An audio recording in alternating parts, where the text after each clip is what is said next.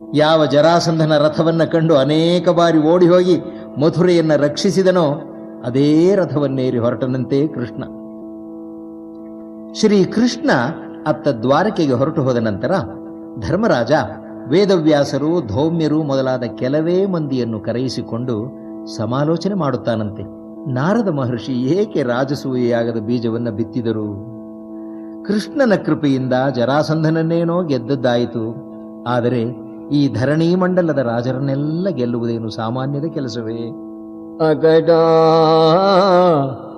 ನಾರದನೇಕೆ ಯಜ್ಞ ಪ್ರಕಟವನು ಮಾಡಿದನು. ಅಗಡ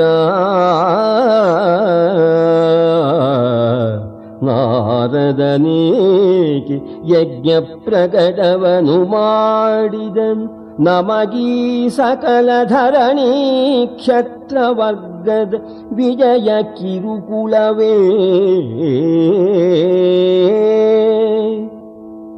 ವಿಕಟ ಜಂಬೂದ್ವೀಪ ಪರಿಪಾಲಕರು ನಂಬಿನಿ ಬರಿಗೆ ಸದರವೇ.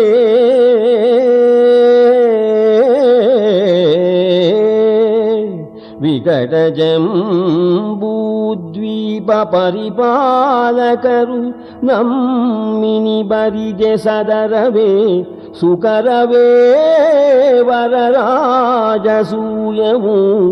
ಎನ್ನುತ್ತ ಚಿಂತಿಸಿದ.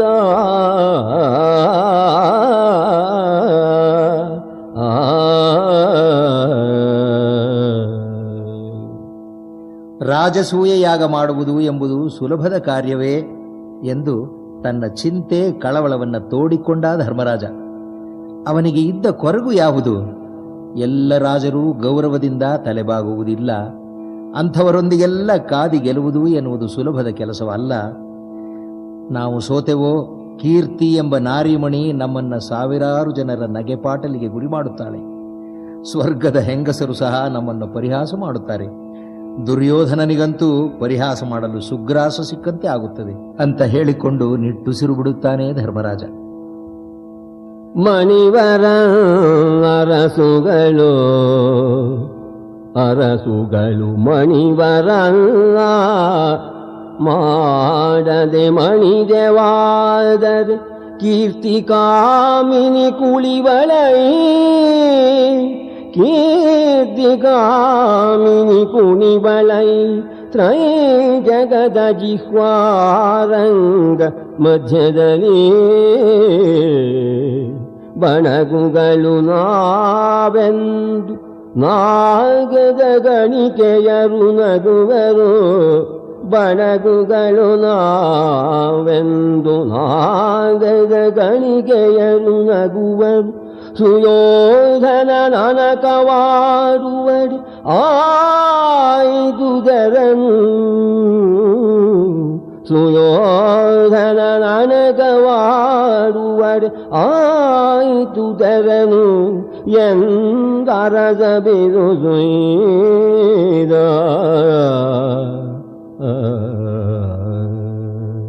ಅಣ್ಣನ ಈ ಮಾತು ಕೇಳಿ ಅರ್ಜುನ ಝಗ್ಗನೆ ಎದ್ದು, ಅಣ್ಣ ಏನಂದೆ ಏನಂದೆ ಮತ್ತೊಮ್ಮೆ ಹೇಳು ಎನಲು ಧಿಮ್ಮನೆ ನಿಂದು ಭುಗಿಲೆಂದನು ಕಿರೀಟಿ. ವೃಥಾಭಿಯೋಗದ ಮನಕದಕ್ಕೆ ಮಾರಾಂಕವಾಯಿತೆ. ಹರ ಮಹಾದೇವ ನಿನಗ ಕೀರ್ತಿ ಬಧೂಟಿ ಕುಣಿವಳೆ ಜನದ ಜಿಹ್ವಾರಂಗದಲ್ಲಿ. ನಿನಗ ಕೀರ್ತಿ ವಧೂಟಿ ಕುಣಿವಳೆ ಜನದ ಜಿಹ್ವಾರಂಗದಲ್ಲಿ. ಹಾಯನುತ ತಲೆದೂಗಿದನು ಘನ ಶೌರ್ಯಾನುಭಾವದಲ್ಲಿ.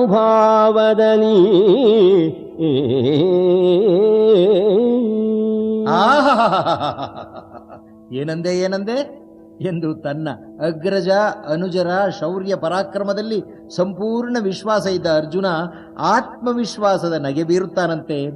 ಅಣ್ಣ, ರಾಜರುಗಳು ನಮಗೆ ತಲೆಬಾಗುವುದಿಲ್ಲ, ಸ್ವರ್ಗದ ಹೆಂಗಸರು ನಗುತ್ತಾರೆ, ಸುಯೋಧನ ಪರಿಹಾಸ ಮಾಡುತ್ತಾನೆ ಎಂದೆಯಾ? ಏನನ್ನಂತೀಯ ಅಣ್ಣ? ಮಣಿಯರೇ ಮನ್ನೆಯರು ನಾಕದ ಗಣಿಕೆಯರು ನಗುವರೇ ಸುಯೋಧನ ನನಕವಾಡುವನೇ ಶಿವ ಶಿವ ತಪ್ಪೇನು ತಪ್ಪೇನು. ಅಣ್ಣ ಇಲ್ಲಿ ನೋಡು ನೋಡು ಈ ಗಾಂಡೀವವನ್ನ, ಈ ಅಕ್ಷಯ ತೂಣೀರವನ್ನ ನೋಡು ಅಣ್ಣ.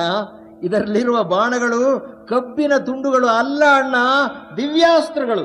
ಕಣೆಗಳಿವು ನಾಲಿನಲ್ಲಿ ಕಬ್ಬಿನ ಕಣೆಗಳೋ, ಗಾಂಡೀವವಿದು ನಿರ್ಗುಣವೋ, ತಾನರ್ಜುನ ಮಹೀರುಹವೇ, ತಾನರ್ಜುನ ಮಹೀರುಹವೇ ಎಂದನ ಪಾರ್ಥ.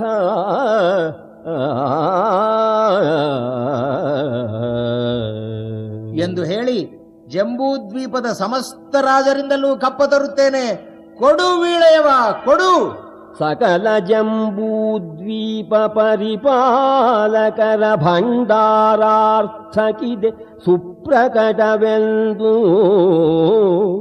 ಉಂಗುರವನಿತ್ತನು ನೃಪನ ಹಸ್ತದಲ್ಲಿ. ಸುಕರ ದುಷ್ಕರವೆಂಬ ಚಿಂತಾವಿಕಲತೆಗೆ ನೀ ಪಾತ್ರನೇ ಅಣ್ಣ. ಸುಕರ ದುಷ್ಕರವೆಂಬ ಚಿಂತಾವಿಕಲತೆಗೆ ನೀ ಪಾತ್ರನೇ, ಸಾಧಕರನೇ ಸಂಹರಿಬೇ ಪಾವೀಳಯವನೆನಗೆಂದ. ಕೊಡು ವೀಳೆಯವ ಅನ್ನೋಣ. ವೇದವ್ಯಾಸರಿಗೆ ಖುಷಿಯಾಯಿತಂತೆ. ಭಲ ಪಾರ್ಥ ಭಲ, ಕುಲಕ್ಕೆ ನಿನ್ನ ಪರಾಕ್ರಮಕ್ಕೆ ತಕ್ಕ ಮಾತು ಆಡಿದೆ ನೀನು. ಭೇಷ್ ಭೇಷ್. ಓತು ಫಲುಗುಣ ನಿನ್ನ ಕುಲಕ್ಕೆ ಅಭಿಜಾತ ಶೌರ್ಯಕ್ಕೆ ಗರುವಿಕೆಗೆ ಸರಿ ಮಾತನಾಡಿದೆ. ಸಲುಬುದೈ ದಿನಗೆನುತ ಕೊಂಡಾಡಿ.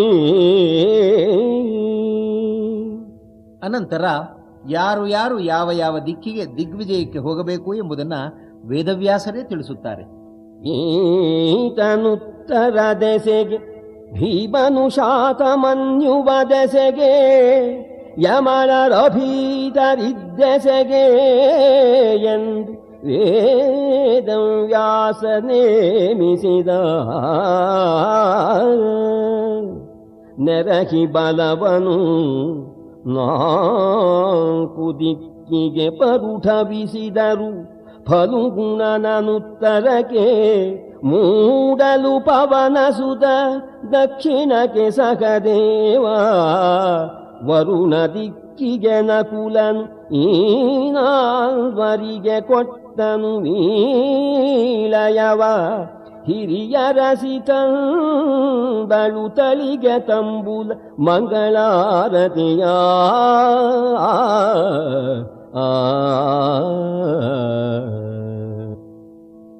ಉತ್ತರ ದಿಕ್ಕಿಗೆ ಅರ್ಜುನ, ಪೂರ್ವ ದಿಕ್ಕಿಗೆ ಭೀಮಸೇನ, ದಕ್ಷಿಣ ದಿಕ್ಕಿಗೆ ಸಹದೇವ ಮತ್ತು ನಕುಲ ಪಶ್ಚಿಮಕ್ಕೆ ಎಂದು ಗೊತ್ತು ಮಾಡಿದರು. ದ್ರೌಪದಾದೇವಿ ಮಂಗಳಾರತಿ ತಂದು ನಾಲ್ವರಿಗೂ ತಿಲಕ ಇಟ್ಟು ಸೇಸೆದಳಿದಳು, ಶುಭ ಹಾರೈಸಿದಳು. ಶುಭ ಮುಹೂರ್ತವನ್ನ ವ್ಯಾಸರು ಧೌಮ್ಯರು ಇಟ್ಟುಕೊಟ್ಟರು. ಚಂದ್ರ ಕೇಂದ್ರದಲ್ಲಿದ್ದಾನೆ, ಗುರು ಶುಕ್ರರು ಲಗ್ನದಲ್ಲಿ ಇದ್ದು ಎಲ್ಲ ಗ್ರಹಗಳು ಏಕಾದಶ ಸ್ಥಾನದಲ್ಲಿ ಇದ್ದ ಶುಭಯೋಗ, ಶುಭಕರಣ, ಶುಭ ಲಗ್ನವೂ ಆಗಿದ್ದು ಅಮೃತ ಸಿದ್ಧಿಯೋಗದಲ್ಲಿ ಧರ್ಮಜನ ಅನುಜರು ನಾಲ್ವರೂ ಆದ ಭೀಮ, ಅರ್ಜುನ, ನಕುಲ, ಸಹದೇವರು ದಿಗ್ವಿಜಯಕ್ಕೆ ಹೊರಡುತ್ತಾರೆ ಎಂದು ಜನಮೇಜಯನಿಗೆ ವೈಶಂಪಾಯನರು ಖುಷಿಯಿಂದ ಸಂತೋಷದಿಂದ ಹೇಳುತ್ತಿದ್ದಾರೆ. ಪರಮಲಗ್ನದೊಳು ಇಂದು ಕೇಂದ್ರದೊಳಿರಲು, ಗುರುಭಾರ್ಗವರು ರಗ್ನದೊಳಿರೆ, ಶುಭಗ್ರಹ ದೃಷ್ಟಿ ಸಕಲೇಕಾದಶ ಸ್ಥಿತಿಯ. ಕರಣತಿಥಿ ನಕ್ಷತ್ರವಾರೋತ್ಕರದಲ್ಲಿ ಅಭಿಮತ ಸಿದ್ಧಿಯೋಗದೊಳು ಅರಸನನುಜರು ದಿಗ್ವಿಜಯ ಕನುವಾದ ರೊಗ್ಗಿನಲಿ. ಅಭಿಮತ ಸಿದ್ಧಿಯೋಗದೊಳು ಅರಸನನುಜರು ದಿಗ್ವಿಜಯಕನುವಾದರು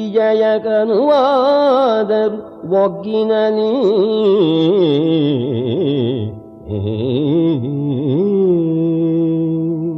ನಾಲ್ವರು ಸೋದರರು ವೇದವ್ಯಾಸರಿಗೆ ಕುಲಪುರೋಹಿತ ಧೌಮ್ಯರಿಗೆ ಪ್ರದಕ್ಷಿಣೆ ನಮಸ್ಕಾರ ಮಾಡುತ್ತಾರೆ.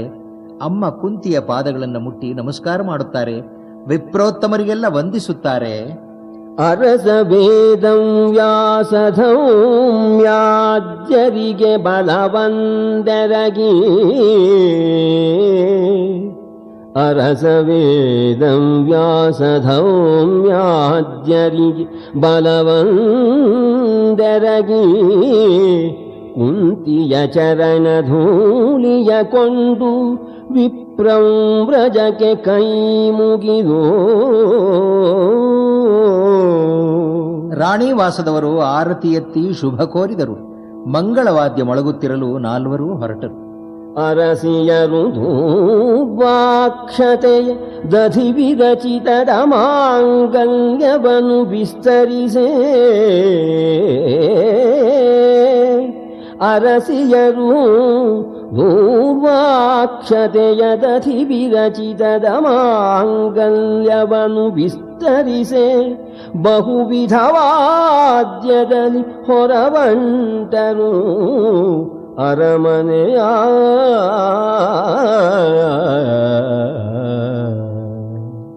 ಜನಮೇಜಯ ಭೂಪಾಲ, ನಿನ್ನ ಮುತ್ತಜ್ಜಂದಿರಾದ ಅರ್ಜುನ, ಭೀಮ, ನಕುಲ, ಸಹದೇವರ ದಿಗ್ವಿಜಯಗಳನ್ನು ವಿಸ್ತಾರವಾಗಿ ತಿಳಿಸುತ್ತೇನೆ ಎಂದು ಕುತೂಹಲದಿಂದ ಮುನಿ ವೈಶಂಪಾಯನರು ಹೇಳುತ್ತಾರೆ.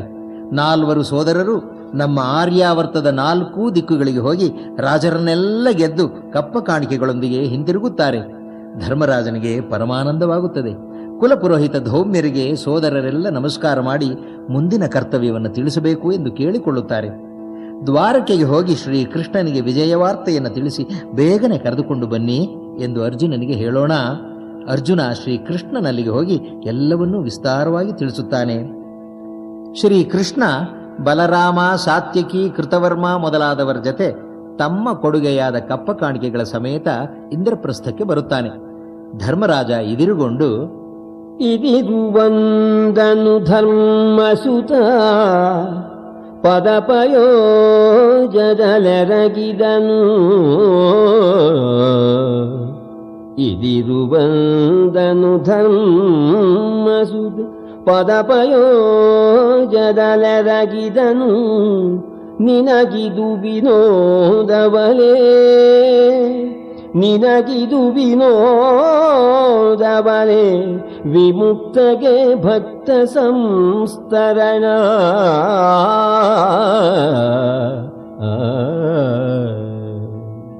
ಪಾದಗಳಿಗೆ ಎರಗುತ್ತಾನೆ.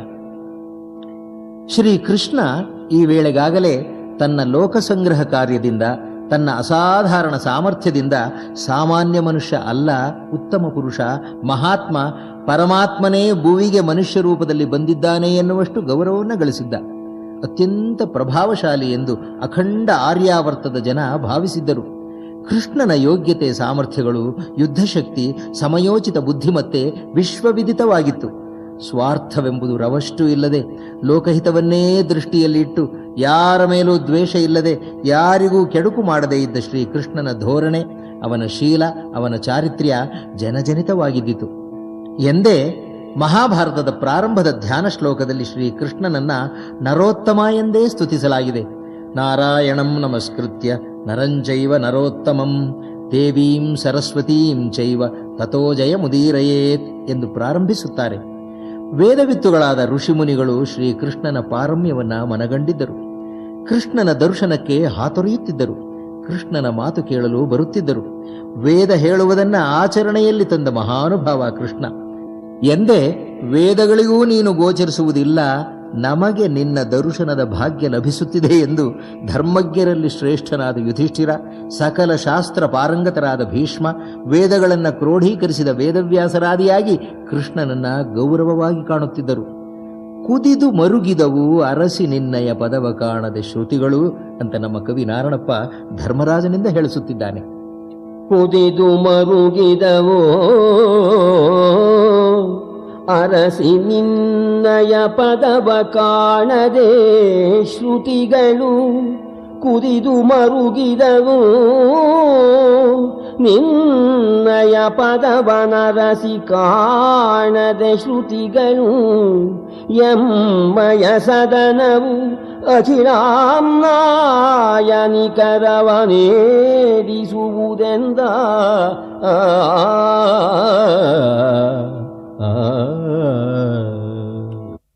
ಓ ಏಳಪ್ಪ ಏಳು ಸಾಕು ಧರ್ಮಜ, ನನ್ನನ್ನು ನಾಚಿಸಬೇಡ ಯುಧಿಷ್ಠಿರ. ನೀ ಏನೇನೋ ಹೇಳುತ್ತಿದ್ದೀಯ, ವೇದಗಳಂತೆ ನನ್ನನ್ನು ಹುಡುಕುತ್ತವೆಯಂತೆ. ಇಲ್ಲಿ ನೋಡು, ನಾನು ಕೃಷ್ಣ, ನಿನ್ನ ಸೋದರ ಮಾವ ವಸುದೇವನ ಮಗ. ನೀವೆಲ್ಲ ನನಗೆ ನನ್ನ ಸೋದರತ್ತೆ ಕುಂತಿಯ ಮಕ್ಕಳು.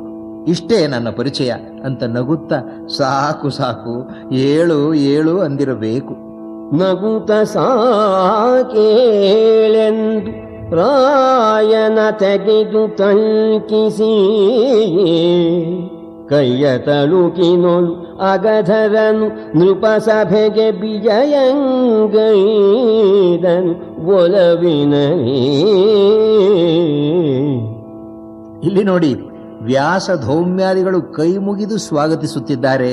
ಮಂತ್ರಿಗಳೆಲ್ಲ ಸಾಷ್ಟಾಂಗ ನಮಸ್ಕಾರ ಮಾಡುತ್ತಿದ್ದಾರೆ. ಮುಗಿದ ಕರದಲ್ಲಿ ವ್ಯಾಸ ಧೌಮ್ಯಾದಿಗಳು ಮೈಕ್ಕಿದರು.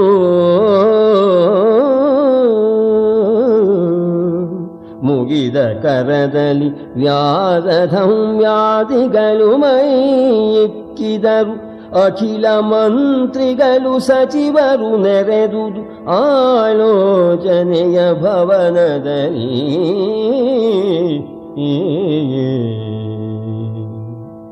ಕೃಷ್ಣ ಬಂದಾಗ ಕತ್ತಲೆ ನೀಗಿ ಸೂರ್ಯೋದಯವಾದಂತೆ ಆಯಿತಂತೆ. ಗಾಳಿ ಇಲ್ಲದ ಕಡೆ ತಂಗಾಳಿ ಬೀಸಿದಂತೆ ಆಯಿತಂತೆ. ಸತ್ಪುರುಷರು ಮಹಾತ್ಮರು ಬಂದರೆಂದರೆ ಎಲ್ಲೆಡೆ ಸಮಾಧಾನ ಶಾಂತಿ ನೆಲೆಸುತ್ತದೆ ಎನ್ನುತ್ತಾರೆ. ಋಷ್ಯಶೃಂಗರು ಕಾಲಿಟ್ಟ ಪ್ರದೇಶದಲ್ಲಿ ಮಳೆ ಬೀಳುತ್ತಿತ್ತು ಎಂದು ರಾಮಾಯಣದಲ್ಲಿ ಹೇಳಿದೆ.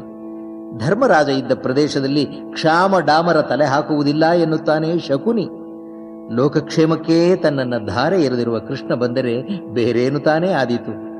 ಕೃಷ್ಣನನ್ನ ಆದರದಿಂದ ಬರಮಾಡಿಕೊಂಡು ಧರ್ಮರಾಜ ಹೇಳುತ್ತಾನೆ, ಕೃಷ್ಣ, ನಿನ್ನ ದಯೆಯಿಂದ ನಿನ್ನ ಸೇವೆಗಾಗಿ ಈ ಭೂಮಿಯೆಲ್ಲ ನನ್ನ ವಶ ಆಗಿದೆ. ಸಂಪತ್ ಸಮೃದ್ಧವಾಗಿ ಬಂದಿದೆ. ತ್ವತ್ಕೃತೆ ಪೃಥಿವೀ ಸರ್ವ ಮಧ್ವಶೇ ಕೃಷ್ಣ ವರ್ತತೆ. ಧನಂಚ ಬಹುವಾರ್ಷ್ಣೇಯ ತ್ವತ್ಪ್ರಸಾದಾದುಪಾರ್ಜಿತಂ. ದೇವಾ, ನಿನ್ನಯ ಕರುಣದಲ್ಲಿ ಸಕಲಾವನೀಪತಿ ವಿಜಯ ಬಹಳಾರ್ಥಾವಲಂಬನವು ಈ ಮಖ ಪ್ರಾರಂಭ ವಿಸ್ತಾರ. ಈ ವಿಜಯ ವೈಭವವು ಯಮಗೆ ಸಂಭಾವಿದವೇ. ಈ ವಿಜಯ ವೈಭವವು ಯಮಗೆ ಸಂಭಾವಿತವೇ. ವರರಾಜಸೂಯಕ್ಕೆ ದೇವದೀಕ್ಷಿತನಾಗು ನೀನು. ವರರಾಜಸೂಯಕ್ಕೆ ದೇವಾ ದೀಕ್ಷಿತನಾಗು ನೀನೆಂದು ಎರಗಿದನು ಪದಕೇ. ಗೋವಿಂದ, ನೀನೇ ಯಜ್ಞದೀಕ್ಷಿತನಾಗು, ನಿರ್ವಹಿಸು, ನಾನು ಪಾಪರಹಿತನಾಗುತ್ತೇನೆ ಎಂದು ಧರ್ಮರಾಜ ಕೇಳಿಕೊಳ್ಳೋಣ. ರಾಜಸೂಯ ಯಾಗದ ಬಗೆಗೆ ವಿಸ್ತಾರವಾಗಿ ತಿಳಿಸಿ ಶ್ರೀಕೃಷ್ಣ, ಮಣಿದು ಹಿಡಿದೆತ್ತಿದನು ರಾಯನ ಹಣೆಯನು ಅನುಪಮ ಕರುಣನಿಧಿ.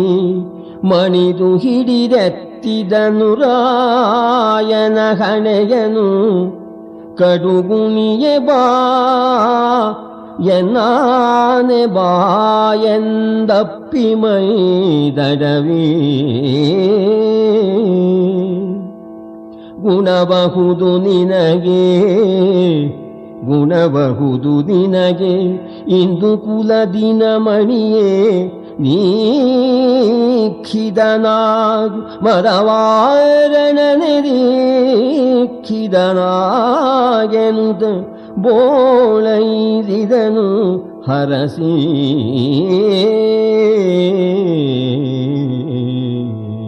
ಇಂದು ಕುಲ ದಿರಮಣಿ ಮದವಾರಣ. ಅಬ್ಬ, ಕೃಷ್ಣನ ಪ್ರೀತಿಯನ್ನು ನೋಡಬೇಕು ನಾವಿಲ್ಲಿ. ಧರ್ಮರಾಜ, ಯಜ್ಞ ದೀಕ್ಷೆಯನ್ನ ನೀನೇ ವಹಿಸಿಕೊ.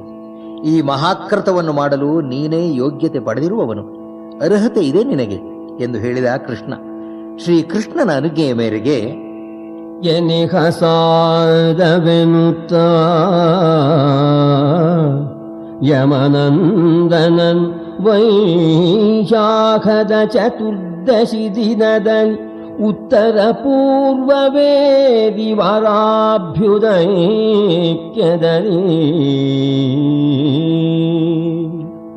ವೈಶಾಖ ಶುದ್ಧ ಚತುರ್ದಶಿ ಎಂದು ಪುಣ್ಯಾಹವಾಚನದ ನಂತರ ಪವಿತ್ರ ಜಲವನ್ನ ಪುರೋಹಿತರು ಪ್ರೋಕ್ಷಿಸಿದ ಮೇಲೆ ಯಜ್ಞದೀಕ್ಷಿತನಾಗುತ್ತಾನೆ ಯುಧಿಷ್ಠಿರ ಧರ್ಮರಾಜ.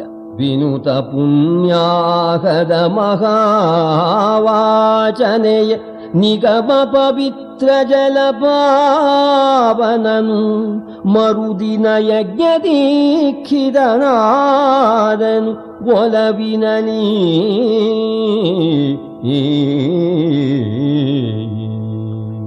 ದೇವಶಿಲ್ಪಿ ಮಯನ ನೇತೃತ್ವದಲ್ಲಿ ವಾಸ್ತುಶಾಸ್ತ್ರದ ಪ್ರಕಾರ ಯಾಗಶಾಲೆ ನಿರ್ಮಾಣವಾಯಿತು. ಸ್ತ್ರೀಯರಿಗೆ ಪುರುಷರಿಗೆ ಪ್ರತ್ಯೇಕ ಸ್ಥಳಗಳು, ಯಜ್ಞವೇದಿ, ಅಂತರ್ವೇದಿಗಳು, ಸಾರ್ವಜನಿಕರಿಗೆ, ಋತ್ವಿಜರಿಗೆ, ಋಷಿ ಮುನಿಗಳಿಗೆ, ರಾಜ ಮಹಾರಾಜರುಗಳಿಗೆ ಅವರವರ ಅಂತಸ್ತು ಪ್ರಕಾರದ ಆಸನಗಳು ಎಲ್ಲವೂ ಸಿದ್ಧವಾಗತೊಡಗಿದವು.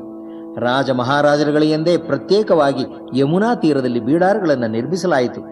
ಶ್ರೀಮನ್ನಾರಾಯಣನ ಅನುಗ್ರಹದಿಂದ ಇಂದ್ರನ ಅಮರಾವತಿಗೂ ಮಿಗಿಲಾದ ವೈಭವದಿಂದ ನಿರ್ಮಿತವಾಯಿತು.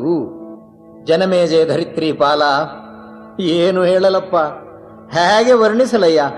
ಯಾಗ ಸಿದ್ಧತೆ ಭರದಿಂದ ತೊಡಗಿತು. ರಾಜ ಮಹಾರಾಜರಿಗೆ, ಋಷಿ ಮುನಿಗಳಿಗೆ, ವೇದವಿತ್ತುಗಳಾದ ವಿಪ್ರರಿಗೆ, ವೈಶ್ಯ ಶೂದ್ರರ ಮುಖಂಡರಿಗೆ ಎಲ್ಲರಿಗೂ ಖುದ್ದಾಗಿ ಕಂಡು ಆಹ್ವಾನ ಪತ್ರಿಕೆ ಕೊಡುವುದಕ್ಕೆ ದೂತರನ್ನ ಕಳಿಸಲಾಯಿತು. ಕೇಳು ಜನಮೇಜಯ ಧರಿತ್ರಿ ಪಾಲ, ದೂತರು ಹರಿದರು ಅವನೀ ಪಾಲರಿಗೆ, ಋಷಿಗಳಿಗೆ, ಭೂಸುರ ವೈಶ್ಯ ಶೂದ್ರರಿಗೆ. ಚತುಸ್ಸಾಗರ ಪರ್ಯಂತ ಇರುವ ರಾಜಾಧಿರಾಜರು, ಮುಖಂಡರು ಎಲ್ಲ ಕಡೆಯಿಂದ ಬಂದು ನೆರೆಯಲಾರಂಭಿಸಿದರು. ಹೇಳಲೇನದು ಭೂತವನು, ಹೇಳಲೇನದು ಭೂತವನು, ಅಂಬುಧಿ ವೇಳೆಯಲಿ ಮಧ್ಯದ ಸಮಸ್ತ ಜನಾಳಿ ನೆರೆದುದು ವಿಲಸರಿಂದ್ರ ಪ್ರಸ್ಥ ನಗರಿಯಲಿ. ಆಗಿನ ಕಾಲದ ರಾಜ್ಯಗಳ ಹೆಸರುಗಳು, ರಾಜರ ನಾಮಾವಳಿ, ಋಷಿಮುನಿಗಳ ಪರಿಚಯ ಎಲ್ಲವನ್ನೂ ಕವಿ ಮಾಡಿಕೊಡುತ್ತಾನೆ. ನಮ್ಮ ಭಾರತ ದೇಶವು ಎಷ್ಟು ವಿಸ್ತಾರವಾಗಿತ್ತು, ಎಲ್ಲಿಯವರೆಗೆ ಜಂಬೂದ್ವೀಪ ವ್ಯಾಪಿಸಿತ್ತು ಮಹಾಭಾರತದ ಕಾಲದಲ್ಲಿ ಎಂಬುದರ ನಕಾಶೆಯನ್ನೇ ಕೊಡುತ್ತಾನೆ ನಾರಣಪ್ಪ. ಚೋಳರು, ಸಿಂಹಳದವರು, ಪಾಂಡ್ಯರು, ಕೇರಳ, ಮಾಳವ, ಆಂಧ್ರ, ಕರುಷ, ಬರ್ಬರ, ಗೌಳ, ಕೋಸಲ, ಮಗಧ, ಕೇಕಯ, ಹೂಣ, ಸೌವೀರ, ಲಾಳ, ಜೋನೆಗ, ಚೀನ ಇದ್ದಿರಬೇಕು, ನೇಪಾಳ, ಕಾಶ್ಮೀರ, ಬೋಟ, ವರಾಳ ಇತ್ಯಾದಿ. ಚೋಳ, ಸಿಂಹಳ, ಪಾಂಡ್ಯ, ಕೇರಳ, ಮಾಳವಾಂಧ್ರ, ಕರುಷ, ಬರ್ಬರ್, ಗೌಳ, ಕೋಸಲ, ಮಗಧ, ಕೇಕಯ, ಹೂಣ, ಸೌವೀರ, ಲಾಳ, ಜೋನೆ, ಗಜೀನ, ಕುರು, ನೇಪಾಳ, ಶಿಖಿ, ಕಾಶ್ಮೀರ, ಬೋಟ್, ವರಾಳ, ವರದೇಶಾಧಿಪತಿಗಳು ಬಂದರೊಗ್ಗಿನಲಿ.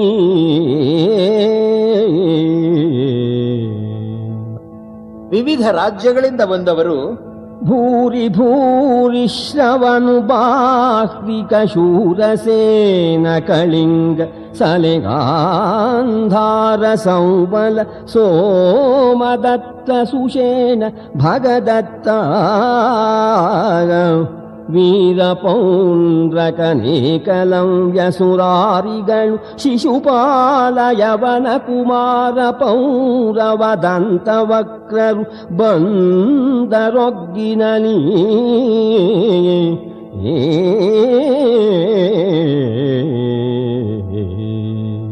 ಬಂದವರಲ್ಲಿ ಭೂರಿ ಭೂರಿಶ್ರವ, ಬಾಹ್ಲೀಕ, ಶೂರಸೇನ, ಶಿಶುಪಾಲ, ದಂತವಕ್ರ, ಏಕಲವ್ಯ ಇವರುಗಳೆಲ್ಲ ಬಂದರು. ಪಾಂಡವರ ಬೀಗರ ಪೈಕಿಯ ದ್ರುಪದಾದಿಗಳು ಬಂದರು. ಭೀಷ್ಮ ದ್ರೋಣಾದಿಗಳು ಬಂದರು. ವಿದುರ ಬಂದ. ಸಕಲದಳ ಮೇಲಾಪದಲಿ ಭೀಷ್ಮಕನು ರುಕ್ಮನು ಚಿತ್ರರಥ ಸಾಲ್ವಕನು ರೋಹಿತ ರೋಚಮಾನ ಸಮುದ್ರ ಸೇನಕರು ಪ್ರಕಟ ಬಲರು ಉತ್ತರ ದಿಶಾ ಬಾಲಕರು ಕುರು ಪರ್ಯಂತ ರಾಜ ಪ್ರಕರ ನೆರೆದುದು ವಿಳಸದಿಂದ್ರ ಪ್ರಸ್ಥ ನಗರಿಯಲಿ ಋಷಿ ಮುನಿಗಳ ಪೈಕಿ ಆ ಕಾಲದಲ್ಲಿ ಪ್ರಸಿದ್ಧರಾದವರು ವಸಿಷ್ಠ, ಕಣ್ವ, ಭೃಗು, ಜೈಮಿನಿ, ಸುಮಂತ, ಶೌನಕ, ಬೃಹದಶ್ವ, ನಾರದರು. ಜನಪ ಕೇಳಿಕೆಯಲಿ ಬಂದುದು ಮುನಿಗಳಾಂಗಿರ ಕಣ್ವ, ಭೃಗು, ಜೈಮಿನಿ, ಸುಮಂತ, ವಸಿಷ್ಠ, ಶೌನಕ, ಗಾರ್ಗ್ಯ, ಬೃಹದಶ್ವ, ಸನಕ, ಶುಕ, ಜಾಬಾಲಿ, ಚಿತ್ತಿರಿ, ವಿನುತ, ಮಾರ್ಕಂಡೇಯ, ಮುದ್ಗಲ ತನಯ, ರೋಮಶ, ಕುತ್ಸವತ್ಸರು, ಶೈಬ್ಯ, ನಾರದರು.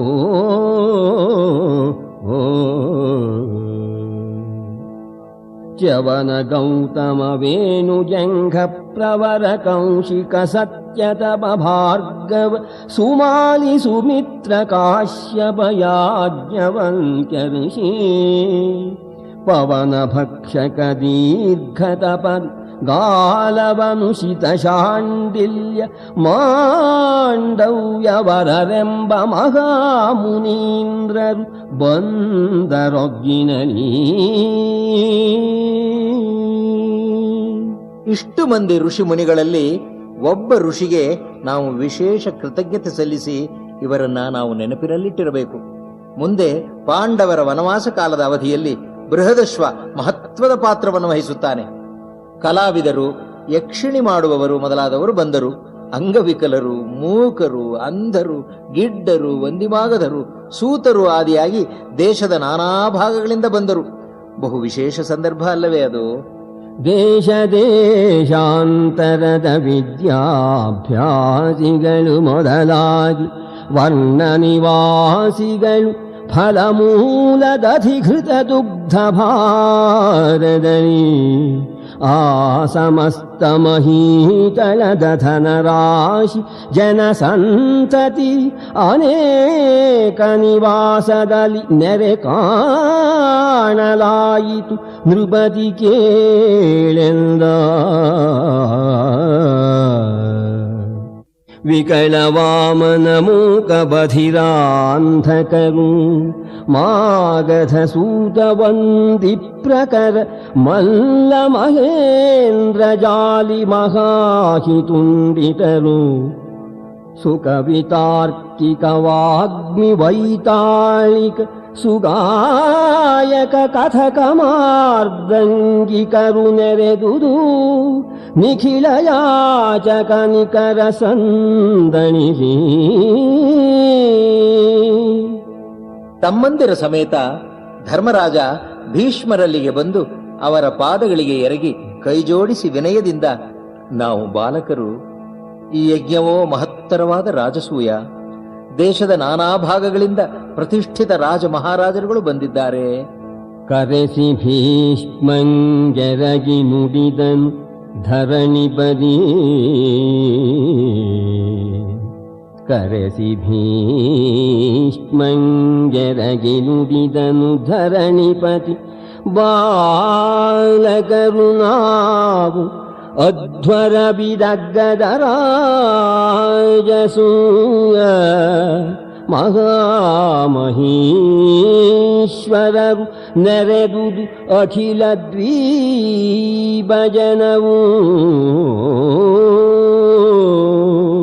ಜಂಬೂದ್ವೀಪದ ನಾನಾ ಭಾಗಗಳಿಂದ ರಾಜರೆಲ್ಲ ಬಂದಿದ್ದಾರೆ. ಇವರಿಗೆಲ್ಲ ಯಥಾಯೋಗ್ಯ ಗೌರವ ಸತ್ಕಾರ ನೀಡಲು ತಿಳಿಯೇ ಹೆಚ್ಚು ಕಡಿಮೆ ಆದೀತು. ತಾತ, ಮನ್ನಿಸಬೇಕು, ತಾವು ಮನ್ನಿಸಬೇಕು. ಆದರಿಸಲರಿಯನು ನೆರೆದುದಖಿಲ ದ್ವೀಪಜನವು. ಆದಲಿಸಲರಿಯನು ಹೆಚ್ಚು ಕುಂದಿನ ಕುರುಡ ನೀಕ್ಷಿಸಲಾಗದು. ಹೆಚ್ಚು ಕುಂದಿನ ಕುರುಡ ನೀಕ್ಷಿಸಲಾಗದು ಎಂದನು ಮುಗಿದು ಕರಯುಗವಾ.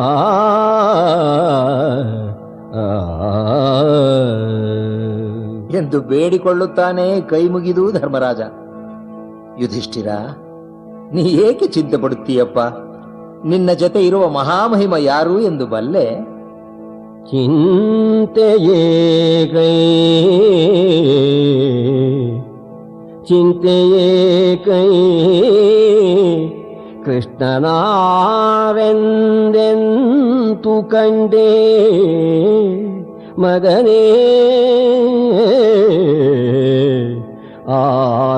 ಆರೆಂದೆಂತು ಕಂಡೇ ಈ ಕೃಷ್ಣನಾರೆಂದೆಂತು ಕಂಡೇ ಮಗನೇ. ಚತುರ್ದಶಾಂಶದ ತಂತು ರೂಪನು ತಾನೆ ಎನ್ನದೆ ನಿನಗೆ ಶ್ರುತಿ ವಚನ. ಧರ್ಮರಾಜ, ಯಾರೊಬ್ಬ ಇದ್ದರೆ ಎಲ್ಲರೂ ಎಲ್ಲವೂ ಇದ್ದಂತೆ ಆಗುವುದೋ? ಎಲ್ಲರೂ ಎಲ್ಲವೂ ಇದ್ದು ಈ ಒಬ್ಬ ಇರದಿದ್ದರೆ ಎಲ್ಲವೂ ವ್ಯರ್ಥ ಅನಿಸಿಕೊಳ್ಳುವುದೋ? ಅಂತಹ ಮಹಾಮಹಿಮ ಕೃಷ್ಣ ನಿನ್ನ ಜೊತೆ ಇದ್ದಾನೆ. ಚಿಂತೆಯೇಕೈ ಚಿಂತೆಯೇಕೈ ಕೃಷ್ಣನಾರೆಂದೆಂತು ಕಂಡೇ ಚತುರ್ದಶಾಂಶದ ತಂತು ರೂಪನು ತಾನೆ ಎನ್ನದೆ ನಿನಗೆ ಶ್ರುತಿ ವಚನ. ಆಹಾ ಆಹಾ, ಕೇಳುತ್ತಲೇ ಭೀಷ್ಮ ಎಂತಹ ಭರವಸೆಯನ್ನು ಕೊಡುತ್ತಾನೆ. ಚಿಂತೆ ಏಕೈ ಕೃಷ್ಣನಾರೆಂದು ಎಂತು ಕಂಡೆ, ಕಂಡೆ ಎಂತು ಕಂಡೆ, ಆರು ಎಂದು ಎಂತು ಕಂಡೆ, ಈ ಕೃಷ್ಣ ಆರು ಎಂದು ಎಂತು ಕಂಡೆ, ಚಿಂತೆ ಏಕೆ? ನಾರಣಪ್ಪ ಆ ಪದಪ್ರಯೋಗದಲ್ಲಿ ನಮ್ಮನ್ನು ಕುಣಿಸುತ್ತಿದ್ದಾನೆ. ಕುಲಪುರೋಹಿತರಾದ ಧೌಮ್ಯರನ್ನ ಕರೆಯಿಸು ಎಂದು ಹೇಳಿ ಭೀಷ್ಮರು ಗುರು ದ್ರೋಣಾಚಾರ್ಯರನ್ನ ತಮ್ಮ ನೆರವಿಗೆ ಕರೆದುಕೊಂಡು ಮೇಲ್ವಿಚಾರಣೆಯ ಭಾರವನ್ನು ತಾವೇ ವಹಿಸಿಕೊಂಡರು. ಧೃತರಾಷ್ಟ್ರ, ಬಾಹ್ಲಿಕ, ಬೃಹದ್ರಥ, ಸೋಮದತ್ತ ಮೊದಲಾದ ಹಿರಿಯರೆಲ್ಲ ಬರಲಾರಂಭಿಸಿದರು.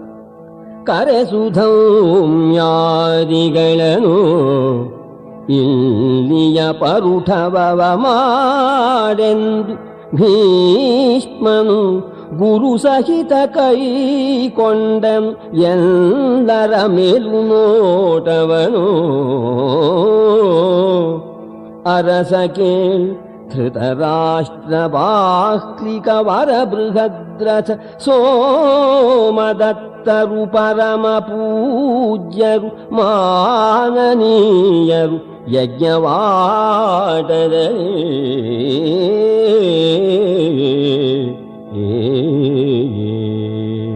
ಬಾಹ್ಲಿಕ ಕೇಕಯ ರಾಜ್ಯದ ಪಕ್ಕದ ರಾಜ್ಯದ ದೊರೆ.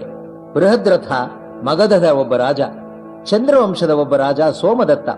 ಇವರೆಲ್ಲ ಪ್ರಮುಖ ರಾಜರ ಪೈಕಿ ಸೇರಿದವರು. ಧೌಮ್ಯರು ಯಜ್ಞಕ್ಕೆ ಬೇಕಾದ ಸಮಿತ್ತು, ದರ್ಭೆ, ಚೆರು, ಘೃತ ಮೊದಲಾದ ಸಕಲ ವಸ್ತುಗಳನ್ನೂ ತರಿಸಿಕೊಂಡರು. ರಾಜ ಮಹಾರಾಜರನ್ನೂ ಅವರ ಪರಿವಾರದವರನ್ನೂ ನೋಡಿಕೊಳ್ಳುವ ಪಾರಪತ್ಯವನ್ನು ಸಂಜಯನಿಗೆ ಒಪ್ಪಿಸಲಾಯಿತು. ಸಂಜಯ ಧೃತರಾಷ್ಟ್ರ ಮಹಾರಾಜನ ಮಂತ್ರಿಯೂ ಸಾರಥಿಯೂ ಆಗಿದ್ದ ಗವಲ್ಗಣನ ಮಗ. ಧೃತರಾಷ್ಟ್ರ ಹುಟ್ಟು ಕುರುಡನಾದ್ದರಿಂದ ಸಂಜಯ ಸದಾಕಾಲವೂ ಧೃತರಾಷ್ಟ್ರನ ಜೊತೆಯಲ್ಲೇ ಇರುತ್ತಿದ್ದ. ದೇಶದ ಎಲ್ಲ ರಾಜಮಹಾರಾಜರು ಧೃತರಾಷ್ಟ್ರನನ್ನ ಭೇಟಿಯಾಗಲು ಬರುತ್ತಿದ್ದರು. ಆದ್ದರಿಂದ ಸಂಜಯನಿಗೆ ಎಲ್ಲರ ಪರಿಚಯವೂ ಇದ್ದಿತು. ಎಂತಲೇ ಈ ಜವಾಬ್ದಾರಿಯನ್ನ ಅವನಿಗೆ ವಹಿಸಲಾಯಿತು. ಯಾಗ ಸಿದ್ಧತೆಗಳ ಹೊಣೆಗಾರಿಕೆ ಸಹದೇವನದಾಯಿತು.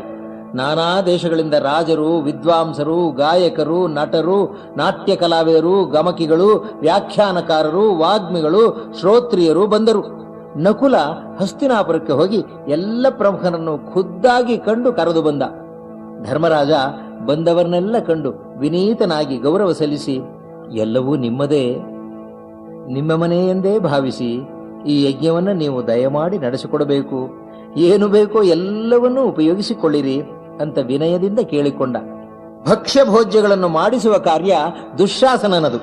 ಬ್ರಾಹ್ಮಣಾದಿ ವಿದ್ವಜ್ಜನರನ್ನ ಅವರವರ ಅಂತಸ್ತಿಗೆ ತಕ್ಕಂತೆ ಸ್ವಾಗತಿಸಿ ನೋಡಿಕೊಳ್ಳುವ ಕಾರ್ಯ ಗುರುಪುತ್ರ ಅಶ್ವತ್ಥಾಮನದು.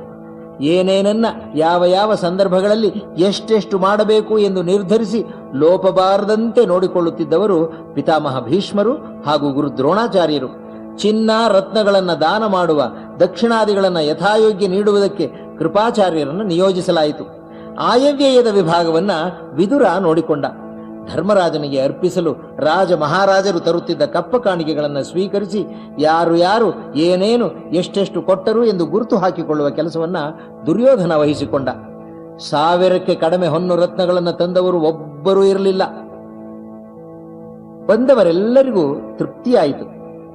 ಸಾಕ್ಷಾತ್ ವೇದವ್ಯಾಸರೇ ಋತ್ವಿಜರನ್ನ ಯಜ್ಞ ಭಾಗದ ವಿವಿಧ ಕಾರ್ಯಗಳಿಗೆ ನಿಯೋಜಿಸಿದರು. ಕರೆಸಿದರು ಋತ್ವಿಕ್ಕುಗಳನ್ನು, ಕರೆಸಿದರು ಋತ್ವಿಕ್ಕುಗಳನ್ನು, ಅಧ್ವರ್ಯನಾದನು ಯಾಜ್ಞವಂಕ್ಯನು. ವರಸುಮಿತ್ರಾಂಗಿರಸರುಗಳು, ಉದ್ಗಾತೃಹೋತೃಗಳು,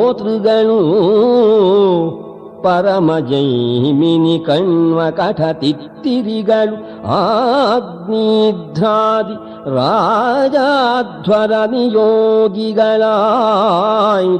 ವೇದವ್ಯಾಸನಾಜ್ಞೆಯಲಿ.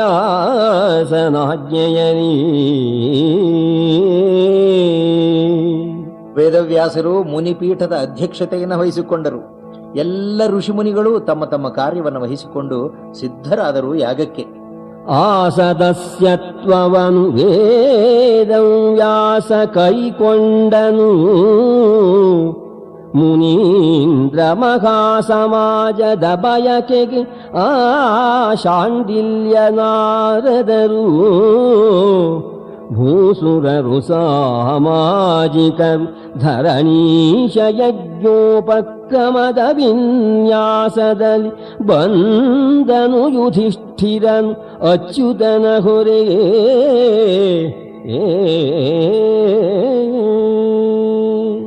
ಆಗ ಯುಧಿಷ್ಠಿರ ಮತ್ತೊಮ್ಮೆ ಶ್ರೀಕೃಷ್ಣನಿಗೆ ನಮಸ್ಕಾರ ಮಾಡಿ ಯಜ್ಞವೇದಿಯ ಪಕ್ಕದಲ್ಲಿ ಮಂಡಿಸಿದ. ವೇದ ಪಾರಂಗತರು 4 ವೇದಗಳನ್ನು ಘೋಷಿಸುತ್ತಿದ್ದರು. ರಾಜ ಮಹಾರಾಜರುಗಳು ಬಹಿರ್ವೇದಿಯ ಬೃಹತ್ ಚಪ್ಪರದಲ್ಲಿ ತಮ್ಮ ತಮ್ಮ ಆಸನಗಳ ಮೇಲೆ ಮಂಡಿಸಿದರು. ಮಹಾಯಾಗಕ್ಕೆ ಬೇಕಾದ ಸಾಮಗ್ರಿಗಳ ಪಟ್ಟಿಯನ್ನೇ ಕೊಡುತ್ತಿದ್ದಾನೆ ನಮ್ಮ ನಾರಣಪ್ಪ ಕವಿ.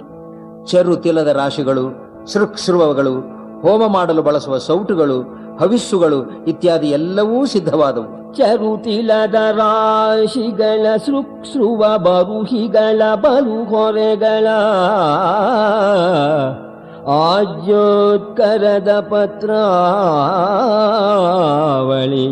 ನಿರ್ಮಲ ಸಾರ ಸಮಿಧಗಳ, ಪರಿವಳೆಯದಾಮೀಕ್ಷೆಗಳ, ಪರಿಕರದ ವಿವಿಧ ದ್ರವ್ಯಮಯ ಬಂಧುರಲಸೆದುದು ಯಜ್ಞವಾಟಿಗೆ ರಾಜಸೂಯದಲ್ಲಿ.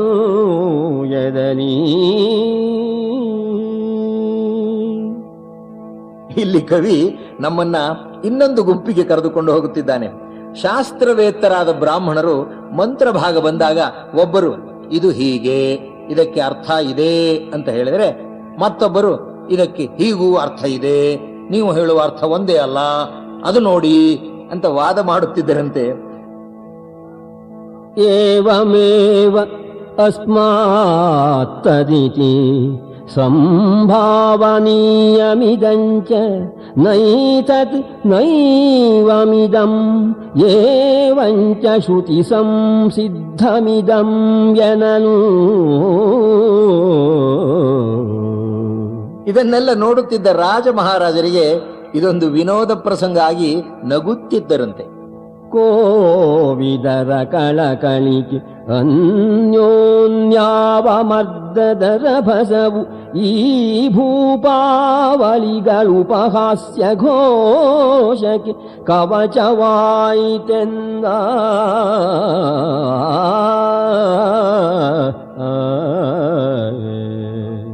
ಮತ್ತೊಂದು ಕಡೆ ಕವಿಗಳು ಕವಿತೆ ಹಾಡುತ್ತಿದ್ದರು, ನಟಿಯರು ನೃತ್ಯವಾಡುತ್ತಿದ್ದರು. ಎಲ್ಲರಿಗೂ ಮನರಂಜನೆಯೂ ಬೇಕಲ್ಲವೇ?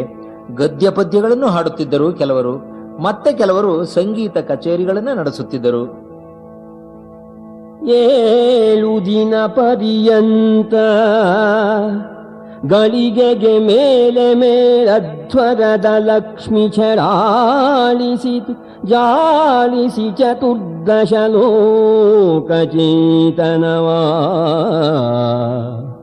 ಕೇಳಿದೈ ಜನಮೇಜಯಕ್ಷಿತಿ ಬಾಲ ಸುರಲೋಕದಲ್ಲಿ ಪಾಂಡು ವಿನೋದಗಕ್ಕೆ ಬಣಗು ಸುರರಿಗೆ ಸಮಯವಿಲ್ಲೆಂದ. ಜನಮೇಜಯ ಭೂಪಾಲ, 7 ದಿನಗಳು ಯಜ್ಞವು ನಡೆಯಿತು. ಬಂದಿದ್ದ ಭೂಮಿಪಾಲರು, ಬ್ರಾಹ್ಮಣರು, ಋಷಿಗಳು, ಮಹಾಜನರು ಬೆರಗಾದರು ಮಾತ್ರವಲ್ಲ, ಸುರಲೋಕದಲ್ಲಿದ್ದ ಪಾಂಡುವಿನ ಬಳಿ ದೇವತೆಗಳು ಸಾಲುಗಟ್ಟಿ ನಿಂತು ಒಬ್ಬರಾದ ನಂತರ ಒಬ್ಬರು ನನಗೆ ತನಗೆ ಎಂದು ಹವಿಸ್ಸನ್ನು ಸ್ವೀಕರಿಸಿ ಯಮಗೆ ತಮಗೆಂದೀಹ ವಿಭಾಗವನು ಮುತ್ತಿತು ದೇವತತಿ.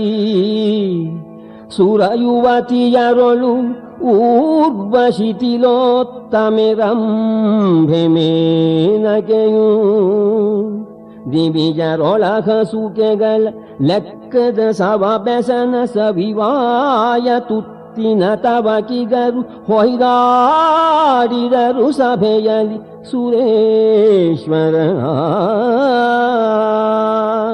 ಆಹಾ, ಈತನೇ ಅಲ್ಲವೇ ಪಾಂಡುವಿನ ಸುತ ಯುಧಿಷ್ಠಿರ? ಈತನೇ ಅಲ್ಲವೇ ಧರ್ಮಪುತ್ರ? ಮಜಾ, ಪೂತು ಪೂತು ಮಜಾ ಎಂದು ಹಿಗ್ಗಿ ಹೊಗಳಿ ಹರಸುತ್ತಿದ್ದರು. ಈತನಾರೈ ಪಾಂಡುನಂದನನು, ಈತ ಕಾಣಿರೆ ಪಾಂಡುವಿನ ಸುತನು. ಈತನಾರೈ ಪಾಂಡುನಂದನನು, ಈತ ಕಾಣಿರೆ ಪಾಂಡುವಿನ ಸುತನು. ಈತನೇ ದಿಡ ಪಾಂಡುವಿನ ಮಗನು, ಪಾಂಡುವಿನ ಮಗನೀತನೇ ಎನ್ನುತ್ತ ಪೂತು ಧರ್ಮಜ ಪೂತು ಧರ್ಮಜ ಪೂತು ಧರ್ಮಜ ಎನ್ನುತ್ತ ರಾಜಂ ವ್ರಾತ ಹೊಗಳಿತು ನಹುಶನಳ ನೃಗ ದಶರಥಾದಿಗಳು.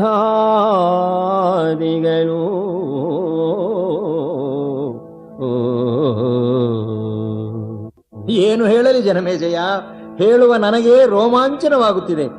ರಾಜಸೂಯ ಯಾಗಗಳನ್ನು ನಡೆಸಿ ಕೃತಕೃತ್ಯರಾದ ನಳ, ನಹುಷ, ಹರಿಶ್ಚಂದ್ರ, ದಶರಥಾದಿಗಳು ಸಂತಸದಿಂದ ತಲೆದೂಗುತ್ತಿದ್ದಾರಂತೆ. ಬಂದವರಿಗೆಲ್ಲ ರಾಜೋಪಚಾರ ನಡೆಯಿತು. ಯಜ್ಞದಲ್ಲಿ ಭಾಗವಹಿಸಿದವರಿಗೆ ಯಥಾಯೋಗ್ಯ ದಕ್ಷಿಣೆ, ವಸ್ತ್ರಾದಿ, ತಾಂಬೂಲವನ್ನು ಕೊಟ್ಟು ಗೌರವಿಸುತ್ತಿದ್ದಾರೆ.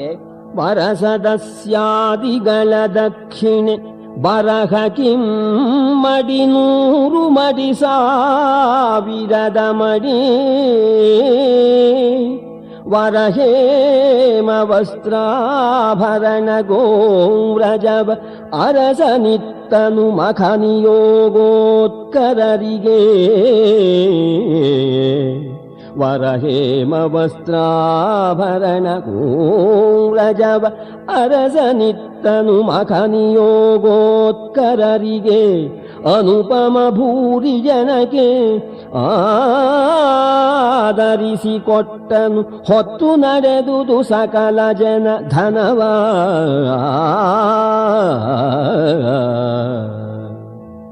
ಚಿರಂಜೀವಿಗಳಾದ ಮಾರ್ಕಂಡೇಯ, ರೋಮಶರು ಅಲ್ಲಿ ಹಾಜರಿದ್ದರು.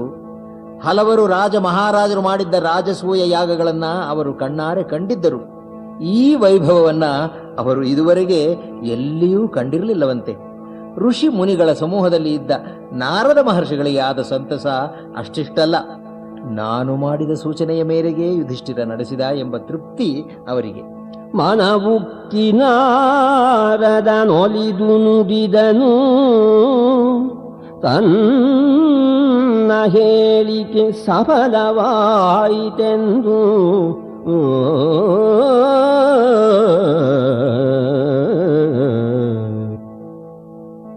ಭೀಷ್ಮರು ಧರ್ಮರಾಜನನ್ನ ಕರೆದು, ಪಾಂಡುತನಯ, ದೇವತೆಗಳಿಗೆ ಬ್ರಾಹ್ಮಣ ಕ್ಷತ್ರಿಯ ವೈಶ್ಯ ಶೂದ್ರಾದಿ ಎಲ್ಲ ವರ್ಣದವರಿಗೂ ತೃಪ್ತಿಯಾಗಿದೆ. ಚತುಸ್ಸಾಗರ ಪರ್ಯಂತದ ರಾಜ ಮಹಾರಾಜರೆಲ್ಲ ಬಂದಿದ್ದಾರೆ. ಸುರರಿಗಾದುದು ತುಷ್ಟಿ, ಸುರರಿಗಾದುದು ತುಷ್ಟಿ, ತುಷ್ಟಿ ಧರಣಿ ಸುರಮುನೀಂದ್ರರಿಗಾಯಿತು. ಶೂದ್ರರ ನೆರವಿಗೆ ಆ ಚಂಡಾಲ ಪರ್ಯಂತ ಆಯಿತು ಸತ್ಕಾರ. ಧರಣಿ ಪಾಲಕರಿದೆ ಚತುಸ್ಸಾಗರದ ತಡಿ ಪರ್ಯಂತ. ಧರಣಿ ಪಾಲಕರಿದೆ ಚತುಸ್ಸಾಗರದ ತಡಿ ಪರ್ಯಂತ.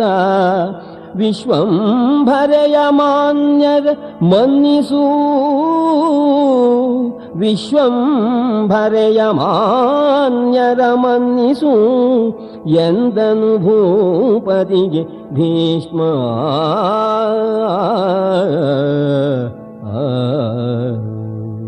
ರಾಜನ್, ಈಗ ಇಲ್ಲಿ ಸೇರಿರುವ ರಾಜಾಧಿರಾಜರಿಗೆಲ್ಲ ಪೂಜೆ ಮಾಡಬೇಕು. ಪೂಜೆಗೆ ಅರ್ಹರು, ಯೋಗ್ಯತೆ ಪಡೆದಿರುವವರು 6 ಜನ. ಸ್ನಾತಕ ಪ್ರಿಯ ಋತ್ವಿಗಾಚಾರ್ಯಾತಿಶಯ ಗುರು ನೃಪರು ಸಹಿತ ಈ ಭೂತಳದೊಳಿಂತು 6 ಮಾನಿಸರಾರ್ಘ್ಯಯೋಗ್ಯರಲೇ. ಸ್ನಾತಕ ಪ್ರಿಯ ಋತ್ವಿಗ್ ಆಚಾರ್ಯಾತಿಶಯ ಗುರು ನೃಪರು ಸಹಿತ ಈ ಭೂತಳದೊಳಿಂತು 6 ಮಾನಿಸರು ಅರ್ಘ್ಯಯೋಗ್ಯರಲೇ. ಆಚಾರ್ಯ, ಋತ್ವಿಕ್ಕು, ಸಂಬಂಧಿ, ಸ್ನಾತಕ, ಸ್ನೇಹಿತ, ರಾಜ. ಆದುದರಿಂದ ಇಲ್ಲಿರುವ ರಾಜರಲ್ಲಿ ಬೇರೆ ಬೇರೆಯಾಗಿ ಪ್ರತಿಯೊಬ್ಬರಿಗೂ ಪೂಜೆ ಮಾಡು ಎಂದು ಭೀಷ್ಮರು ಹೇಳಿ, ತೇಜಸ್ವಿಯೂ ವರ್ಚಸ್ವಿಯೂ ಆಗಿ ವಿರಾಜಿಸುತ್ತಿರುವ ಕೃಷ್ಣನ ಕಡೆ ನೋಡು ಎನ್ನುತ್ತಿದ್ದಾರಂತೆ. ಪ್ರೀತಿಯಲಿ ನೀನರ್ಘ್ಯವನ್ ವಿಖ್ಯಾತರಿಗೆ ಮಾಡು, ಪ್ರೀತಿಯಲಿ ನೀನರ್ಘ್ಯವನು ವಿಖ್ಯಾತರಿಗೆ ಮಾಡೆನಲು. ಮನ್ನಣೆಯಾತನಾರೆನೆ ವೀರನಾರಾಯಣನ ತೋರಿಸಿದ, ವೀರನಾರಾಯಣನ ತೋರಿಸಿದ.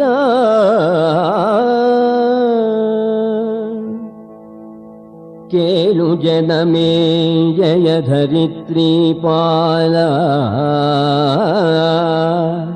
ಮುನಿ ಮಧ್ಯದಲ್ಲಿ ನಿಮ್ಮ ನೃಪಾಲ ಭೀಷ್ಮಂಗೆಂದನು ಅತಿಗಂಭೀರನಾದರಲಿ.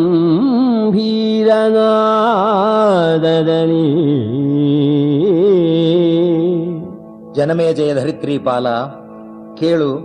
ಋಷಿ ಮುನಿಗಳ ಮಧ್ಯೆ ಯಜ್ಞವೇದಿಯ ಬಳಿ ಕುಳಿತಿದ್ದ ನಿಮ್ಮ ಮುತ್ತಜ್ಜ ಯುಧಿಷ್ಠಿರ, ಕುರುಕುಲ ಪಿತಾಮಹನೂ ಮಹಾಪ್ರಾಜ್ಞನೂ ಹಿರಿಯನೂ ಆದ ಭೀಷ್ಮರ ಮುಂದೆ ಕೈಮುಗಿದು ನಿಂತು, ತಾತ, ಮುಕ್ಕಣ್ಣನಿಗೆ ಸಮ ಎನಿಸುವ ನಮ್ಮೀ ಧರಣಿ ಮಂಡಲದ ರಾಜಮಹಾರಾಜರು ಇಲ್ಲಿ ಇದ್ದಾರೆ.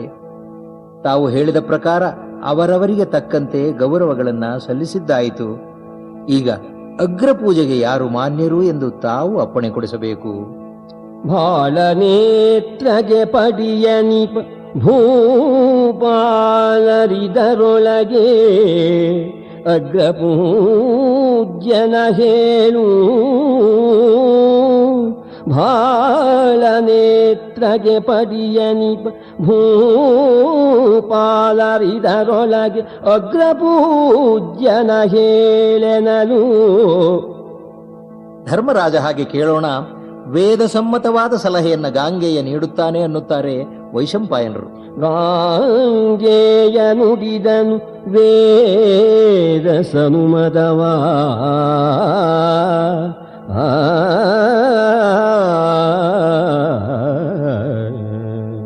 ಯುಧಿಷ್ಠಿರ, ತೇಜಸ್ಸು ಬಲ ಪರಾಕ್ರಮಗಳಿಂದ ಗ್ರಹಗಳ ನಡುವೆ ಸೂರ್ಯ ಹೇಗೆ ಬೆಳಗುತ್ತಿದ್ದಾನೋ ಹಾಗೆ ಶ್ರೀಕೃಷ್ಣ ಈ ಸಭೆಯಲ್ಲಿ ಶೋಭಿಸುತ್ತಿದ್ದಾನೆ. ಏಷ ಹ್ಯೇಷಾಂ ಸಮೇತಾನಾಂ ತೇಜೋ ಬಲ ಪರಾಕ್ರಮೈಃ ಮಧ್ಯೆ ತಪನ್ನಿವ ಭಾತಿ ಜ್ಯೋತಿಷಾಮಿವ ಭಾಸ್ಕರ. ಆರು ತಾರಾಗ್ರಹದ ಮಧ್ಯದೊಳೆ ಆರು ದಿನಕರನುಳಿಯೇ, ಆರು ತಾರಾಗ್ರಹದ ಮಧ್ಯದೊಳು ಆರು ದಿನಕರನುಳಿಯೇ, ಬಣಿಗಾರಾರು ಸುರನಿಕರದಲ್ಲಿ ಸೇವ್ಯರು ಶೂಲಧರನುಳಿಯೇ,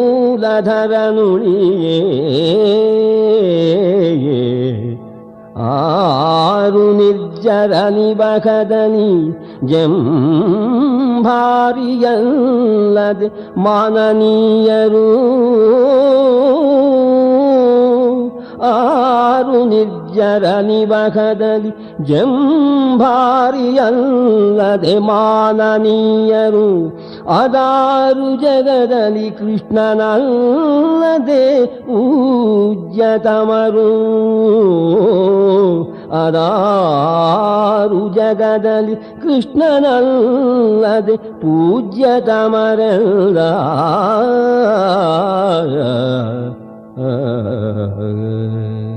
ಆಹಾ ಆಹಾ, ಕೃಷ್ಣನನ್ನ ಕಂಡರೆ ಸಾಕು ಕವಿ ನಾರಣಪ್ಪ ಸಮಾಧಿ ಸ್ಥಿತಿಗೆ ಹೋಗಿಬಿಡುತ್ತಾನೆ. ಅವನ ಬಾಯಿಂದ ಬರುವ ಮಾತನ್ನು ಕೇಳಬೇಕು. ಗ್ರಹಗಳ ನಡುವೆ ಸೂರ್ಯ ಇದ್ದಂತೆ, ಸುರರ ಸಮೂಹದಲ್ಲಿ ಶೂಲಪಾಣಿ ಶಿವ ಇದ್ದಂತೆ, ದೇವತೆಗಳ ನಡುವೆ ದೇವೇಂದ್ರನಿದ್ದಂತೆ, ಭೂಲೋಕದಲ್ಲಿ ಬೆಳಗುತ್ತಿರುವವನು ಶ್ರೀ ಕೃಷ್ಣನಲ್ಲದೆ ಬೇರಾರು ಯುಧಿಷ್ಠಿರ, ಬೇರಾರು. ಅಗ್ರ ಪೂಜೆಗೆ ಅವನು ಯೋಗ್ಯ ಮಾತ್ರವಲ್ಲ, ಗಿರಿಗಳಲ್ಲಿ ಹೇಮಕೂಟ ಪರ್ವತ ಹೇಗೆ ಶ್ರೇಷ್ಠವೋ, ಸಮುದ್ರಗಳಲ್ಲಿ ಕ್ಷೀರಸಾಗರವು ಶ್ರೇಷ್ಠ ಹೇಗೋ, ಹಾಗೆ ದೇವ ದಾನವರ ಮನುಷ್ಯರಲ್ಲಿ ಸಾಕ್ಷಾತ್ ನಾರಾಯಣನು ಮಾನನೀಯ. ಗಿರಿಗಳಲ್ಲಿ ಹೇಮಾದ್ರಿ ಘನಸಾಗರದೊಳಗೆ ದುಗ್ಧಾಬ್ಧಿ, ದೇವಾಸುರ ನರೋರ ಗನಿಕರದಲ್ಲಿ ನಾರಾಯಣನೆ ಮಿಗಿನು, ಅರಸ ಸಂಶಯವೇಕೆ, ಅರಸ ಸಂಶಯವೇಕೆ, ಕೃಷ್ಣನ ಚರಣವನು ತೊಳೆ, ರಾಜಸೂಯಾಧ್ವರಕ್ಕೆ ಪೂಜಾ ಪಾತ್ರ ನೀಹರಿ,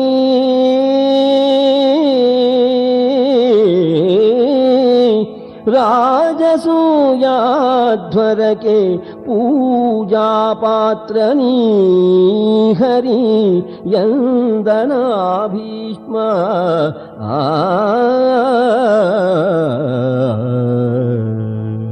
ಸಂಶಯ ಬೇಡ, ಕೃಷ್ಣನ ಪಾದಗಳನ್ನ ತೊಳೆ ಎಂದ ಭೀಷ್ಮರು ವೇದವ್ಯಾಸರಿದ್ದಾರೆ, ನಾರದ ಮಹರ್ಷಿಗಳಿದ್ದಾರೆ, ರೋಮಶಾದಿ ಸಮಸ್ತ ಮುನೀಂದ್ರರೂ ಇದ್ದಾರೆ. ಇವರನ್ನೂ ಒಂದು ಮಾತು ಕೇಳು ಧರ್ಮನಂದನ.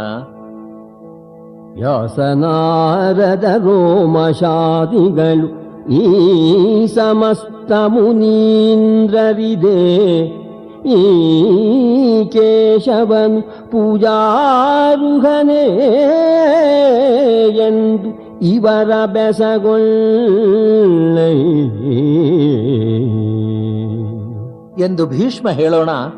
ಭೀಷ್ಮ, ನೀ ಸರಿಯಾದದ್ದನ್ನೇ ಹೇಳಿದ್ದೀಯೆ. ಈ ಸಮಸ್ತ ಚರಾಚರರಲ್ಲಿ ಕೃಷ್ಣ ವಾಸುದೇವನೇ ಪೂಜ್ಯ, ಕೃಷ್ಣನೇ ಪೂಜ್ಯ ಎಂದು ಮುನಿನಿಕರವಿಡೀ ಘೋಷಿಸಿತು. ಲೇಸನಾಡಿದೆ ಭೀಷ್ಮ, ಲೇಸನಾಡಿದೆ ಭೀಷ್ಮ, ಬಳಿಕೇನು ಈ ಸಮಸ್ತ ಚರಾಚರದೊಳು ಈ ವಾಸುದೇವನೆ ಪೂಜ್ಯನು ಈ ಚರಾಚರದೊಳು ಈ ವಾಸುದೇವನೆ ಪೂಜ್ಯನು ಎಂದುದು ಸಕಲ ಮುದಿನಿಗರ.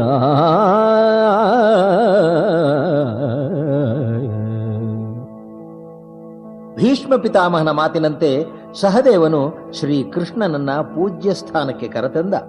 ತನುಜರಿಪುವಧಾನ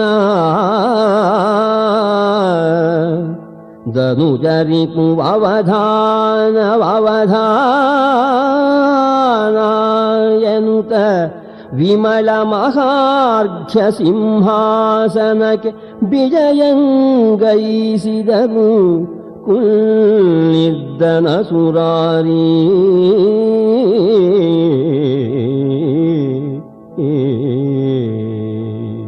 ರತ್ನ ಖಚಿತವಾದ ಸಿಂಹಾಸನದ ಮೇಲೆ ಕುಳಿತ ಗೋವಿಂದನ ಪಾದಗಳನ್ನ ಗಂಗಾಜಲದಲ್ಲಿ ತೊಳೆದ ಸಹದೇವ. ಒಂದು ಮಣಿಮಯ ಪಡಿಗದನಿ ಗೋವಿಂದನಂಘ್ರಿಯ ತೊಳೆದು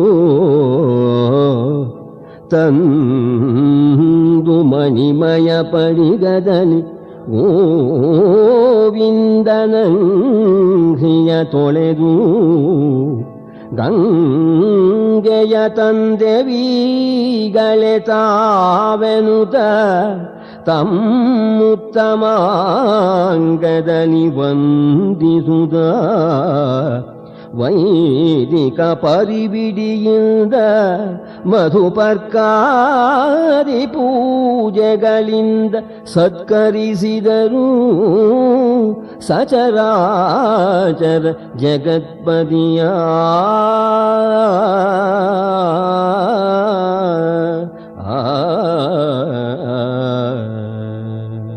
ಮಧುಪರ್ಕವನ್ನು ದಯಮಾಡಿ ಸ್ವೀಕರಿಸು ಕೃಷ್ಣ ಎಂದು ಸಹದೇವ ಕೇಳಿಕೊಂಡಾಗ ಋಷಿ ಮುನಿಗಳು